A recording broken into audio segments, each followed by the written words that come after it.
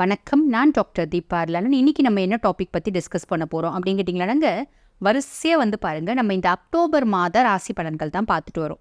அந்த வரிசையில் இப்போ என்ன ராசியை பற்றி டிஸ்கஸ் பண்ண போகிறோம் அப்படின்னு கேட்டிங்கன்னா, மிதுன ராசி அன்பர்கள் உங்களை பற்றி தான் பார்க்க போகிறோம். பொதுவாகவே மிதுன ராசி அன்பர்கள் உங்களை பற்றி சொல்லணும் அப்படின்னா, புதன் ஆதிக்கம் பெற்ற ஒரு ராசி. ஸோ நல்ல புத்திசாலியாக இருப்பீங்க. மிதுனத்துக்கு வந்து பார்த்திங்கன்னா ஒரு எக்ஸ்ட்ரீம் ஸ்பெஷாலிட்டி ஒன்று இருக்குது. அது என்ன அப்படின்னா, அவங்களுக்கு ஏதாவது ஒரு விஷயம் பற்றி தெரிஞ்சுக்கணும், ஒரு விஷயத்துக்கு தீர்வு வேணும் அப்படின்னா அந்த விஷயத்த 10 பேர்கிட்ட கேட்பாங்க.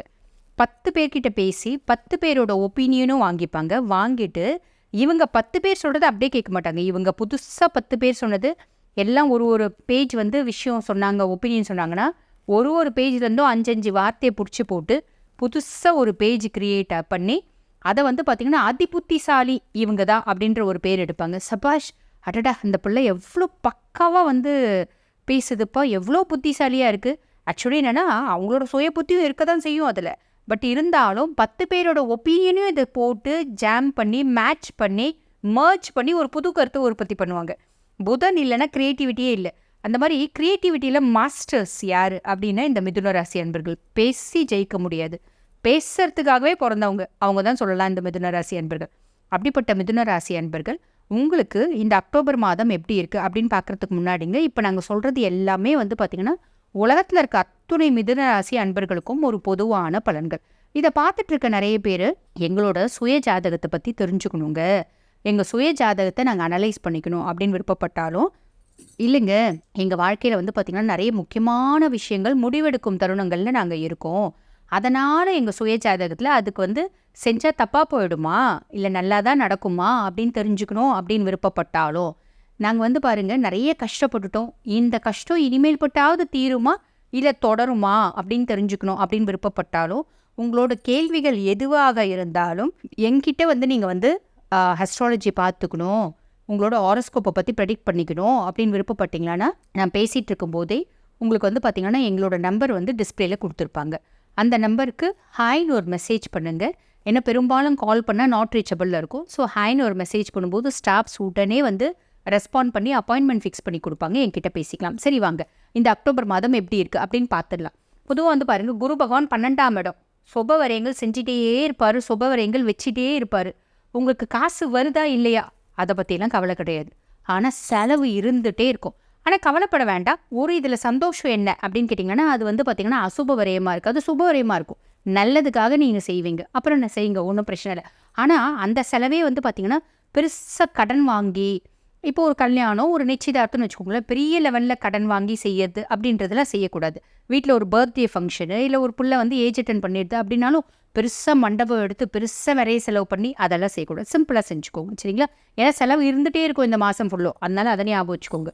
ஜாபு, ப்ரொஃபஷன், கேரியர், பிஸ்னஸ் இதெல்லாம் பற்றி சொல்லணும்னா ரொம்ப நாளாக ஒரு குழப்பம் இருந்துகிட்டே இருக்குது. இது செய்யலாமா வேணாமா, இது செஞ்சால் தப்பாகிடுமா, நல்லா முடியுமா, இந்த தொழில் தொடங்கலாமா வேணாமா, தொழில் தொடங்காமல் இதே கண்டினியூ பண்ணாமா, இப்படின்லாம் நிறைய குழப்பம் இருந்துகிட்டே இருக்குது பார்த்தீங்களா? வேலை மாற்றலாமா, வேறு இடம் போகலாமா அப்படின்ற ஒரு குழப்பம்லாம் இருந்துகிட்டே இருக்குது. உங்களுக்கு சனி பகவான் வந்து பார்த்திங்கன்னா வக்ர நிவர்த்தி அடைகிறார், வக்ர நிவர்த்தி அடைய போகிறார் இல்லைங்களா? அதுக்கடுத்து வந்து குரு வந்து வக்ரகதி அடைகிற காலத்தில் ஒரு கிளாரிட்டி வந்துடும். சனி நிவர்த்தி அடைவார், அதாவது அக்டோபர் 9 வந்து பார்த்திங்கன்னா குரு பகவான் வக்ரகதி அடைவார். அதிலேருந்து பார்த்திங்கன்னா நவம்பரில் சனி பகவான் நிவர்த்தி ஆகிறார். அப்போ இது வக்ரம் ஆகிறது, அது நிவர்த்தி ஆகுது, இந்த ஒரு டைமில் வந்து பார்த்திங்கன்னா ஒரு கிளாரிட்டி வந்துடும். ஆக மொத்தம் இந்த அக்டோபர் மாதத்தில் ஒரு கிளாரிட்டி வரும். செய்யலாமா வேணாமா, இதை விட்டு இதை பற்றி யோசிக்கவே வேணாம், இதை பற்றி பேசவே வேணாம், நம்ம பாட்டுன்னு இது செய்யலாம் அப்படின்ட்டு தோணும். அதை முடிவு பண்ணிட்டோம், அதை செஞ்சிடலாம், நல்லதோ கெட்டதோ நம்ம செஞ்சிடலாம் அப்படின்ற ஒரு மைண்ட் வந்து பார்த்திங்கன்னா கிளாரிட்டி வந்துடும். அது இந்த அக்டோபர் மாதத்தில் நடக்கும், சரிங்களா? நெக்ஸ்ட் வந்து பாருங்கள், புதன் பகவானும் சுக்கிரனும் சேருது, புதனும் சுக்கிரனும் சேர்த்தே கன்ஜங்ஷன் 10th of October. சுபர்கள் வந்து ரொம்ப பவர்ஃபுல்லாக இருக்கிறதுனால நல்ல பலன்கள் அப்படின்றது நடக்கும். ஏன்னா புதனும் சுபந்தான், அதே மாதிரி பார்த்திங்கன்னா சுக்கிரனும் சுபந்தான், 2 பேரும் நல்லா இருக்கிறதுனால கன்ஜங்ஷன் அப்படின்றது நல்ல அதிர்வலைகளை நம்மளுக்கு ஏற்படுத்தும். கவலைப்பட வேண்டிய அவசியமே இல்லை. தொழிலை பொறுத்த வரைக்கும் பெருசாக யோசிக்க வேணாம், நீங்களே கிளியர் ஆகிடுவீங்க. நெக்ஸ்ட் வந்து பாருங்கள், family and relationship 20th of October வந்து பார்த்திங்கன்னா 2nd ஹவுஸில் செவ்வாய் வரும், 2ஆம் பாவத்தில் செவ்வாய் 20 அக்டோபரில். அப்போ வந்து பார்த்திங்கன்னா உணர்ச்சி வசப்படாமல் ஸ்மூத்தாக எல்லாத்தையும் டீல் பண்ணிக்கிறது நல்லது. கணவன் மனைவிக்குள்ளே நிறைய கான்ஃப்ளிக்ட்ஸ், ஏன்னா 2ஆம் பாவம் தன குடும்ப வாக்குஸ்தானத்தில் தான் செவ்வாய் வராரு. குடும்ப இடத்துல வந்து செவ்வாய் இருக்கிறது அப்படின்றது நல்லது கிடையாது. ஆனால் 20ஆம் தேதி தான் வராது. ஸோ கவலைப்பட வேண்டியதில்லை. ஹஸ்பண்ட் ஒய்ஃப்குள்ள கான்ஃப்ளிக்ட்ஸ் இருக்கா, ஒருத்தவங்களுக்கு ஒருத்தவங்க விட்டு கொடுத்து போங்க. எப்படினாலும் அவங்க தான் நம்ம ஹஸ்பண்டு, எப்படினாலும் அவங்க தான் நம்ம ஒய்ஃபு, கடைசி வரைக்கும் வாழ்ந்து தான் ஆகணும் இல்லைங்களா? அதனால் ஓகே, அப்படி பொழைச்சி போ அப்படின்னு விட்டு கொடுத்து போயிடுங்க, அது நல்லது.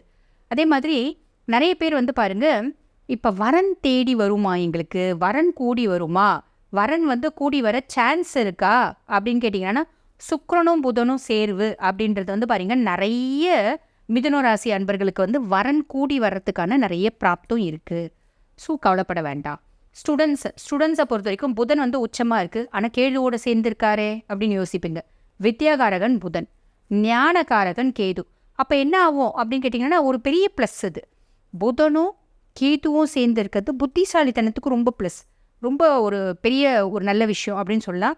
நல்லா பெட்டராக இருக்கும், கவலைப்படாதீங்க. அடுத்து பெண்கள், ஒர்க்கிங் உமனு, ஹவுஸ் ஒய்ஃப், இவங்களுக்குலாம் எப்படி இருக்குது அப்படின்னு கேட்டிங்கன்னா, மிதுனம் லேடிஸை பார்த்தா எப்படி இருக்கும் அப்படின்னு கேட்டிங்கன்னா, ஒரு ஆக்ஷன் ஹீரோயின்ஸ் மாதிரி இருப்பாங்க. அதாவது பொதுவாகவே மிதுனம் லேடிஸ் வந்து பார்த்திங்கன்னா, வீட்டில் கடகடன்னு வேலையை செய்கிறது, ஆஃபீஸில் பயங்கரமாக வேலை செய்கிறது, குழந்தைங்களுக்கு அது பண்ணுறது, குழந்தைங்கள ஸ்கூலுக்கு கூட்டிகிட்டு போகிறது, குழந்தைங்கள டான்ஸ் கிளாஸ் கூட்டிகிட்டு போகிறது, இப்படி. ஏன்னா அறிவு வந்து புத்திசாலித்தனத்து மேலே மிதுனத்துக்கு ரொம்ப ஈர்ப்பு உண்டு. அப்போ நம்ம வந்து புத்திசாலி, நம்ம பிள்ளைங்களும் நல்ல புத்திசாலியாக இருக்கணும், எல்லா விஷயமும் பிள்ளைங்களுக்கு தெரிஞ்சிருக்கணும் அப்படின்னு நினைக்கக்கூடியவங்க தான் மிதுனம். அப்போ அம்மா வந்து மிதுன ராசியாக இருந்தால் அவங்க தான் வந்து பாருங்கள் பிள்ளைங்களை வந்து படிக்கும்னு சொல்லுவாங்க, டான்ஸ் கிளாஸில் போடணும் அப்படிம்பாங்க, கராத்தே கற்றுக் கொடுக்கணும்பாங்க, அந்த மாதிரி எக்ஸ்ட்ரா விஷயம் நிறைய எக்ஸ்ட்ரா கரிக்குலர் ஆக்டிவிட்டீஸ் இதெல்லாம் நிறைய சொல்லிக் கொடுப்பாங்க, ஸ்போர்ட்ஸில் ஈடுபடும்பாங்க, இந்த மாதிரி நிறைய விஷயம் செய்வாங்க. அதுதான் சொல்கிறேன், அவங்கள வந்து பார்த்திங்கன்னா ஒரு ஆக்ஷன் ஹீரோயின் மாதிரி இருப்பாங்க. பாசிபிலிட்டிஸ் வந்து பார்த்திங்கன்னா இவங்களுக்கு வந்து நிறைய நல்லது நடக்கிறதுக்கான பாசிபிலிட்டிஸ் நிறையவே இருக்குங்க. நிறைய பேருக்கு இவங்க வந்து பாருங்கள், பொதுவாகவே மிதுனம் அப்படின்னாலே ஃபேமிலிக்கு ரொம்ப ஆதரவாக இருப்பாங்க. அப்படிப்பட்ட பர்சனாலிட்டிஸ் தான். குரு 12ஆம் பாவம், சுக்கிரன் வந்து 5ஆம் பாவம், செவ்வாய் 2ஆம் பாவம். என்ன ஆகும் அப்படின்னு கேட்டிங்கன்னா, இந்த அக்டோபர் மாதம் வந்து பார்த்திங்கன்னா இவங்களோட ரெஸ்பான்சிபிலிட்டிஸ் ஜாஸ்தி இருக்கும். ஆளுக்கு ஒரு சைடு சுற்றி வந்து அம்மாவை கையை பிடிச்சி இருக்கிற மாதிரி, இந்த சைடு பிள்ளை அவனோட ரெஸ்பான்சிபிலிட்டி இருக்கும், இந்த சைடு பொண்ணுனோட ரெஸ்பான்சிபிலிட்டி, இந்த சைடு மாமியார், இந்த சைடு மாமனார், இந்த சைடு ஹஸ்பண்ட், இப்படி ஆளுக்கு ஒருத்தவங்க கையை பிடிச்சி இழுத்தா ஒரு ஃப்ரஸ்ட்ரேஷன் வரும் பார்த்தீங்களா, அந்த மாதிரி ஒரு ஃப்ரஸ்ட்ரேஷன் வரும். மைண்டை கொஞ்சம் ஃப்ரீ பண்ணிக்கோங்க, ஓகேங்களா? பிஸியாக இருப்பீங்க, நீங்கள் எப்பவுமே பிஸியாக இருப்பீங்க, இப்போ ரொம்ப எக்ஸ்ட்ராடினரி பிஸியாக இருக்க மாதிரி உங்களுக்கு தெரியும். ஸ்ட்ரெஸ் லெவல் அதிகமாகும். ஃபேமிலி மெம்பர்ஸ் வந்து உங்களை ரொம்ப டென்ஷன் ஆக்குவாங்க.